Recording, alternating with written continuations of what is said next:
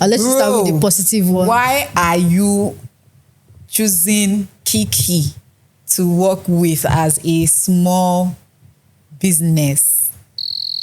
She's a big person. That's not small business influencer anymore. That's like a big brand. Are you trying to run out of marketing budget? Like, You see all those big celebrity influencers when they say, use my code. This episode, we're going to be talking about you as a small business owners, the do's and don'ts of collaborating with influencers.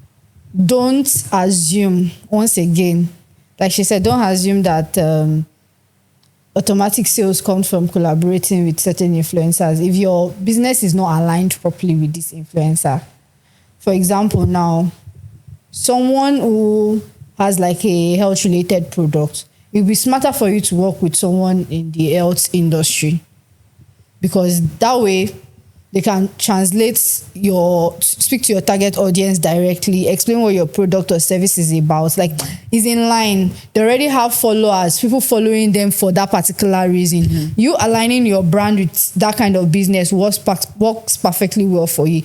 It makes no sense for you, someone who has an health related business or service, to align with an entertainer.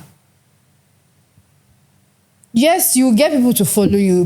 Following is like one of the easiest things people can do, but they can just follow you and just leave it at that. Like, It doesn't move higher than what it already is. So that's one thing you need to be careful with. Follow someone who is aligned with your business, an influencer that is aligned with your business. Okay. In collaborating with influencers, you want to think of quantity in terms of collaborating with them. That's when I mentioned that as a small business, why are you collaborating or partnering with a Kiki? A Kiki will probably charge you 20 million per post. You can't sustain that, right? So you want to think more in terms of quantity of content, meaning that you've structured out a 3-month plan with the influencer that you're partnering with, right? So it's best you work with small creators. It's best you work with user-generated creators. It's best to work with your customers, just as she mentioned, right? You want to look at, everybody's going into content creation now. Everybody has a 1K follower here, a 2K follower here. Those are people that you want to reach out to, especially if they've been your customer before. And they're easier. And do you get like, I have a new collection. I'm going to give you this dress. You've bought from me a couple of times. What I want you to do is I'll give you 3 dresses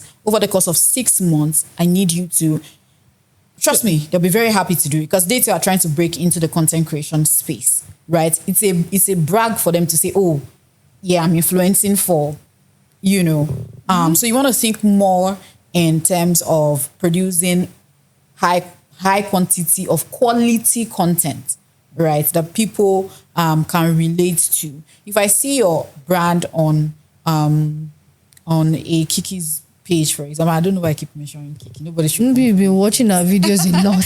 Where should come from me, please? That I said she's watching amazing. Our videos a lot. But if I see your brand on like your product placements in Kiki's skits, yeah, I know that you placed your products there. Yeah, like it's very obvious. Okay. Hi everyone. I don't die. My voice is gone. How many talk did I talk? Welcome to another episode of Digital Savvy.